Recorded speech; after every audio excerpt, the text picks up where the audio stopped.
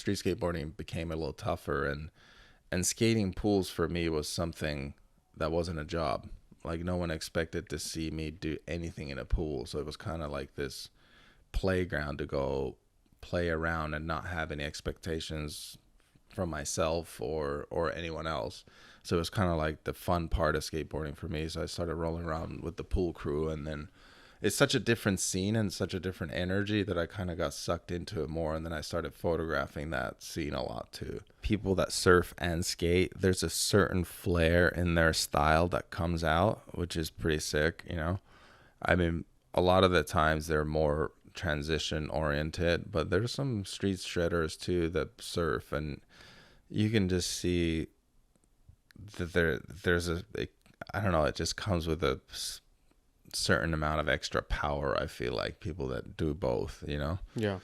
And it's also legs, you know. Skateboarding is all in your legs, and then surfing is all upper body. So if you do both, then all of a sudden you're kind of I feel like in a well-rounded shape, you know.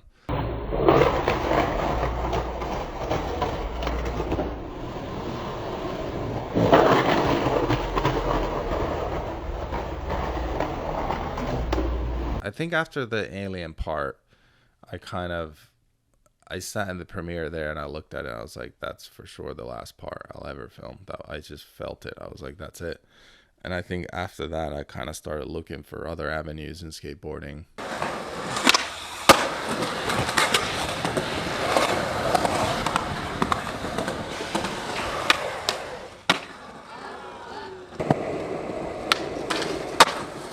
Yeah, no, that's what I like about photography too, because you can just isolate that one moment, that one feeling, and once you can get a feeling to a picture, that's when you know you made a picture. But yeah, I mean, pools bring a certain element of architecture into the game. You know, I mean, street skating does too, but it's pools were meant to be skated in.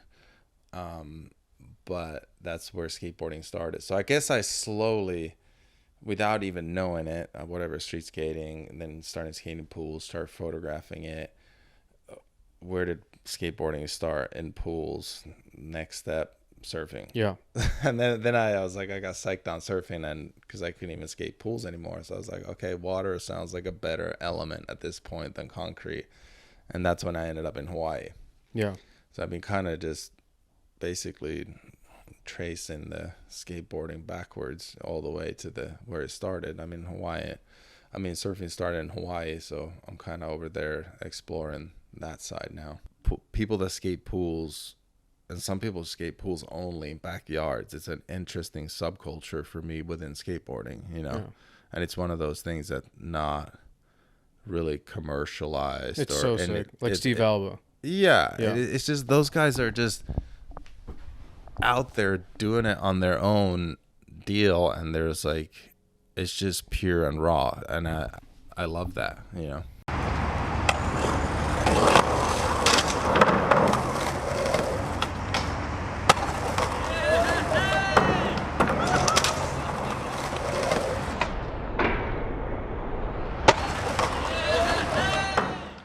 When we built the pool in Fairfax, it was both. It was a skater, swimmer. And I think it was the first one that California skate parks did that was a skater and swimmer. So they're kind of scratching their heads as like, what does this guy want? Like, because they were used to skating or building skate pools or swimming pools. So they knew how to do it, but they would only build specific swimmers or specific skaters. And now they're like, oh, okay, we got to build a combined one, which is a little trickier.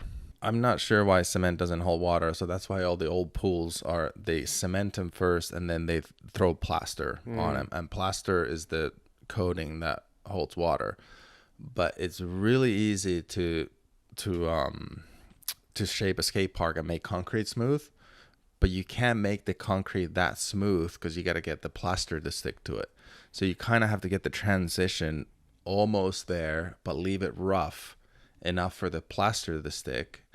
And shaping the plaster to make it super smooth for skateboarding is a little bit tricky. So there's a lot of room for error to get it perfect, you know, because you have to leave one surface rough and not quite there. And then you come in with this other material that, you know, so Yeah, you gotta really fine tune the game. But those guys did great. My pool was it was incredible. It came out really good, and everyone seems to be stoked on it. I mean, I still sometimes get people asking me, "Is like, do you have drawings for that? Like, we want the exact same dimensions," and they kind of base pools off of that one. Yeah, it looked sick. How deep was the deep end? I think it was 8.5. Okay. 8.6. And it would go vert towards the end. It was just the tile band was vert. So it was basically, yeah, it was 8 foot transition with an 8.5 deep basically. With the so it was just the tile band and the coping was the only vert part of it. So it was pretty mellow. Kind of around like 2010. That's when we built it, 2010. So it must be like a few years earlier, like 08.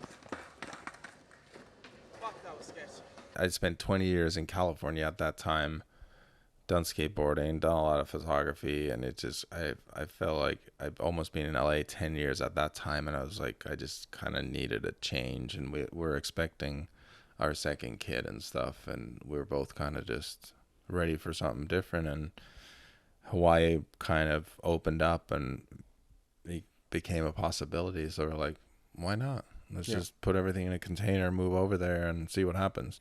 I mean, I didn't start surfing until I was 35. It was completely miserable for the first few years. And even when I started, one of my friends told me, "Is like, don't even think about catching a wave for the first year. Just go out there and paddle every day." And he was true. I basically just had to paddle for a straight year every day for a few hours a day just to get my arms strong enough to feel comfortable in the water.